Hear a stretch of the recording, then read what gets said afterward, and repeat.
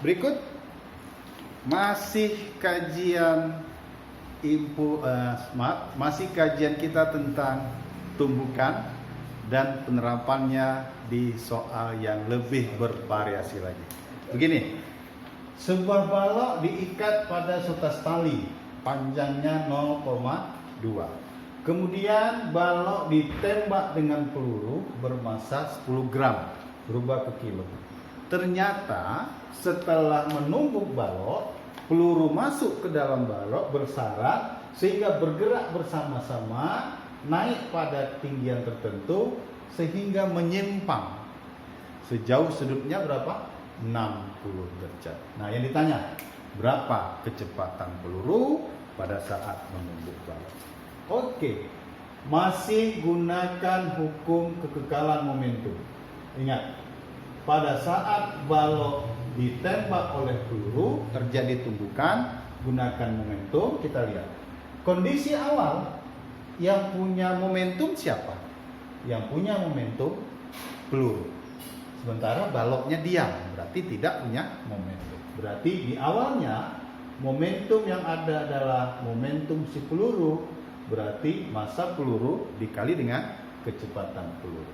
Oke, sekarang setelah bertumbukan, apa kejadian? Peluru masuk ke dalam balok sehingga balok dengan peluru bergerak bersama-sama. Tambahkan massa balok dengan peluru kali kecepatan setelah bertumbukan. Ya. Nah, sekarang coba kita masukkan nilainya. Massa pelurunya 0,01 kilo, kecepatannya nggak tahu, tambahkan. Massa baloknya 1,49, massa pelurunya 0,01 dikali V/c. Maka kecepatan pelurunya berapa ini? Ini kalau dijumlahkan berapa? 0 simpan 1, 1,5 ya, kali V/c dibagi dengan 0,01. Sehingga berapa ini? 1,5 dibagi 0,01, 150 kali dengan V/c. Oke, ini penerapan hukum momentum ketika si peluru masuk bersarang ke dalam balok. Nah, sekarang kita perhatikan. Setelah tumbukan, nah kita lihat ya, balok dan peluru menyimpang sejauh 60 derajat. Nah, ini coba gunakan bantuan kosinus di matematika. Kalau ini 60 ya, coba kita potong ketinggiannya sampai sini. Gitu ya. Katakanlah sisi ini panjangnya Y. Coba perhatikan segitiga kita. Kita ambil nilai cos alfa. Dalam hal ini alfanya 60. Ingat, kalau kosinus rumusnya apa? Sami, samping per miring. Kita lihat. Kalau ini 60, ini sisi sampingnya, ini sisi miringnya. Berarti sisi sampingnya siapa? Sisi sampingnya Y, sisi miringnya adalah panjang panjang tali. Coba kita hitung Y, ya. Ini tinggal kita kali silang. Berarti Y kita sama dengan L dikali dengan cos 60. Masukkan nilainya. L kita berapa? 0,2 cos 60 setengah, berarti Y-nya berapa? 0,1. Nah, sekarang perhatikan gambar.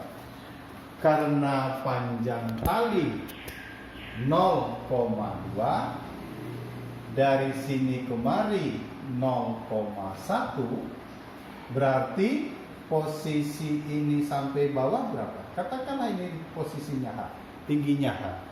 Berarti nilai H berapa? Perhatikan gambar, ya. Bahwasannya kalau ini nilai L, ini Y, maka dari gambar H itu adalah L dikurang dengan Y. L-nya 0,2, Y-nya 0,1, 0,2 dikurang 0,1, nilainya berapa? 0,1. Nah, sekarang peluru dan balok naik sejauh H. Bagaimana menghitung kecepatannya? Ingat, kalau ada tinggi, mencari kecepatan, nilainya adalah akar 2 GH.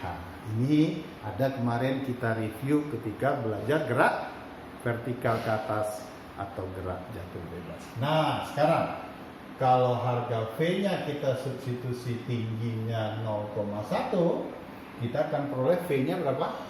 2, G-nya 10, H-nya 0,1, gitu ya. Berarti ini hilang, maka V aksennya tinggal akar 3. Dengan demikian, kalau ini kita substitusi ke persamaan pertama, maka kita akan peroleh kecepatan pelurunya berapa? 150 akar 2 meter per sekali. Inilah trik atau cara untuk menjawab soal ini. Kata kuncinya apa? Banyak berlatih, dan berlatih. Insya Allah fisika akan mudah kita pahami. Dengan memahami fisika yang kuat, dengan memahami fisika yang baik, ketika nanti anak-anak masuk ke kampus, jurusan teknik misalkan, kalian akan mudah untuk memahami dan mengerti ilmu keteknikan. Oke, sekian dan terima kasih.